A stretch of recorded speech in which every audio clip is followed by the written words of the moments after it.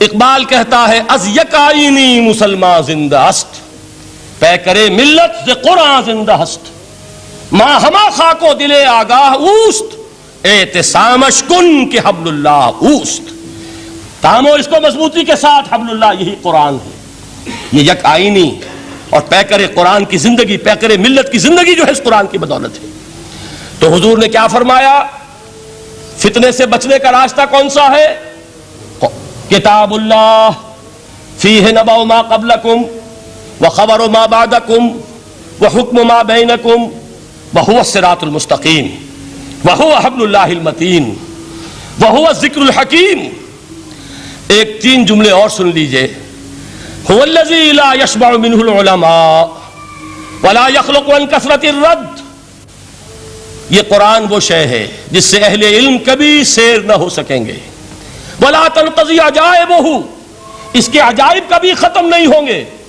یہ ہیروں کی وہ کان نہیں ہے کہ جو کبھی خالی ہو جائے کہ سارے ہیرے نکل چکے اب مزید ہیرے نہیں ہیں، نہیں، علم اور حکمت کے ہیرے اور ہدایت اور حکمت کے موتی اس میں سے ابد الآباد تک نکلتے رہیں گے۔ ضرورت صرف کھودنے کی ہے۔ میں نے وہ لفظ استعمال کیا تھا، آج کا قرآن کھودنا ہوگا، آج کی ہدایت اس قرآن سے نکالنی ہوگی۔ قرآن جب نازل ہوا آن دی سرفیس، بالکل ظاہر وہ تھی اس کی ہدایت جو اس دور کے لیے ضروری تھی۔ ہمیشہ کی ہدایت اس کے اندر رکھ دی گئی ہے، اس میں مضمر ہے، اس میں چھپی ہوئی ہے، اس کے لیے تدبر کی ضرورت ہے۔ کتاب انزلناہ الیک مبارک لیدبروا آیاتہ ولیتذکر اولو الالباب۔ لوگ تدبر کریں، اس کی گہرائیوں کے اندر غوطہ زنی کریں۔ لا تنقضی عجائبہ، اس کے عجائب کبھی ختم نہیں ہوں گے۔ ولا یشبع منہ العلماء، اہل علم کبھی اس سے سیر نہیں ہوں گے۔ آپ کو سخت بھوک لگی ہوتی ہے اور کھانا کھانے کے تھوڑی دیر کے بعد اب آپ کا ہاتھ رک جاتا ہے، سیر ہو گئے، بہترین کھانا ہے لیکن نہیں کھا سکتے۔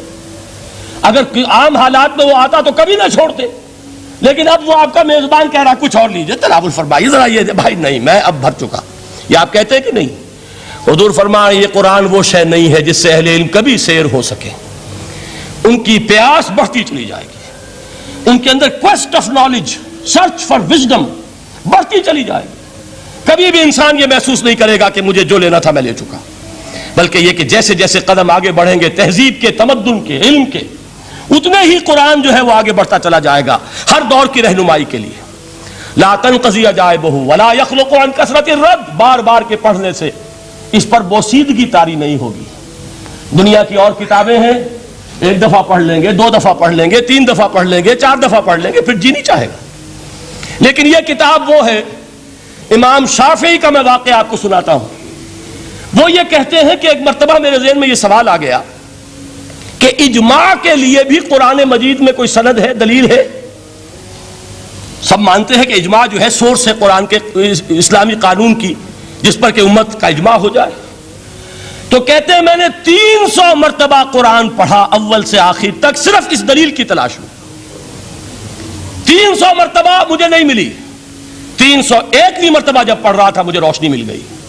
وہ یبتغی غیر سبیل المومنین کے جو الفاظ آئے ہیں، نولہ ما تولی ونصلہ جہنم، جو کوئی شخص مسلمانوں کے راستے کو چھوڑ کر کوئی اور راستہ اختیار کرے گا ہم اسے اسی کے حوالے کر دیں گے اور جہنم میں پہنچا دیں گے۔ معلوم ہوا مسلمانوں کا جس پر اجماع ہو جائے اس کو بھی ایک سند حاصل ہے۔ یہ مسلمانوں کا مجمع علیہ ایک راستہ ہے، اس کو بھی ایک سند اور دلیل کی حیثیت حاصل ہے۔ اب آخری الفاظ جو میں نے پڑھ کر سنائے تھے شروع میں، 4 الفاظ ہیں چوٹی کے، وہ تو اللہ کرے کہ آپ یاد کریں اس حدیث کا اختتام۔ ویسے حدیث بہت طویل ہے، قرآن مجید کی عظمت کا بیان محمد الرسول اللہ کی زبانی صلی اللہ علیہ وسلم، قدر گوہر شادانت یا بدانت گوہری۔ میں نے قرآن کے 3 مقامات سے 7 آیتیں سنائی اور حضور صلی اللہ علیہ وسلم کی چند احادیث سنا رہا ہوں۔ آخری الفاظ کیا ہیں؟ من قال بہ صدق، جس نے اس قرآن کی بنیاد پر کوئی بات کہی اس نے سچ کہا۔ ومن حکم بہ عدل، جس نے اس قرآن کی بنیاد پر کوئی فیصلہ کیا اس نے عدل کیا۔ ومن عمل بہ اجر، اور جس نے اس پر عمل کیا اس کا اجر محفوظ۔ اور آخری ٹکڑا ومن دعا الیہ ہدی الی صراط مستقیم، جو اس کی طرف بلائے گا، اس قرآن کی طرف، کسی اور کو ہدایت ہو نہ ہو اس کی ہدایت گارنٹیڈ ہے، ہدی الی صراط مستقیم۔ یہ ماضی مجہول وہ ہے جو کوئی شے ہو چکی، جو اس قرآن کی طرف لوگوں کو بلائے گا اسے تو ہدایت نصیب ہو گئی صراط مستقیم کی طرف۔ اللہ تعالیٰ مجھے اور آپ کو اس بات کی توفیق دے، اس قرآن مجید کی عظمت کا انکشاف ہو ہم پر کسی ادنا سے ادنا درجے میں، اس درجے میں تو ہو جائے کہ پھر کسی اور چیز کے پڑھنے میں لذت محسوس نہ ہو۔ اگر یہ بھی نہیں ہے، اگر ڈائجسٹ پڑھنے میں زیادہ دلچسپی ہے اور شکاریات پڑھنے میں زیادہ دل لگتا ہے، اور اگر بھوت پریت کی کہانیاں، یہ بھی عجیب ہے انسان کا معاملہ، اچھے اچھے عقلاء اور اچھے اچھے بالغ لوگ وہ بھی اس قسم کی اوکلٹ چیزیں پڑھتے ہیں، تو معلوم ہوا کہ قرآن مجید سے شناسہ نہیں، قرآن سے تعارف نہیں ہوا، اس کے جمال و جلال سے کوئی حصہ نہیں ملا۔ اگر یہ ہو جائے کم سے کم، جیسے کہ کہا تھا انہوں نے، وہ جو سبع معلقہ کے شاعر ہیں آخری، اب بعد القرآن، کیا قرآن کے بعد بھی گنجائش ہے کہ اب میں شعر کہوں؟ اگر یہ حیثیت ہماری ہو جائے کہ قرآن کے پڑھنے کے بعد اب کسی اور شے کے پڑھنے میں لطف محسوس نہ ہو، جو چیز پڑھیں قرآن کو سمجھنے کے لیے پڑھیں، قرآن کے سمجھنے کے لیے۔ ظاہر بات ہے، میں ایک مثال دیا کرتا ہوں کہ آپ سمندر کے کنارے کھڑے ہیں، آپ سے تو بہت قریب ہے سمندر، لیکن آپ پانی لینا چاہتے ہیں تو اتنا ہی لیں گے جتنی بالٹی آپ کے پاس ہے۔ سمندر میں پانی کی کمی نہیں ہے، لیکن آپ کی بالٹی، پھول کھلے ہیں گلشن گلشن لیکن اپنا اپنا دامن، گلشن میں پھول کی کمی نہیں ہے، میری جھولی چھوٹی ہے، کیا کروں؟ تو اگر آپ کا ظرف ذہنی چھوٹا ہے تو قرآن سے کتنا کچھ اس میں اڈھیل لیں گے۔ ظرف ذہنی وسیع ہونا چاہیے، آپ کے ذہن کے اندر وسعت ہو، اور یہ وسعت ذہن جو ہے یہ پیدا ہوتی ہے دوسرے علوم سے۔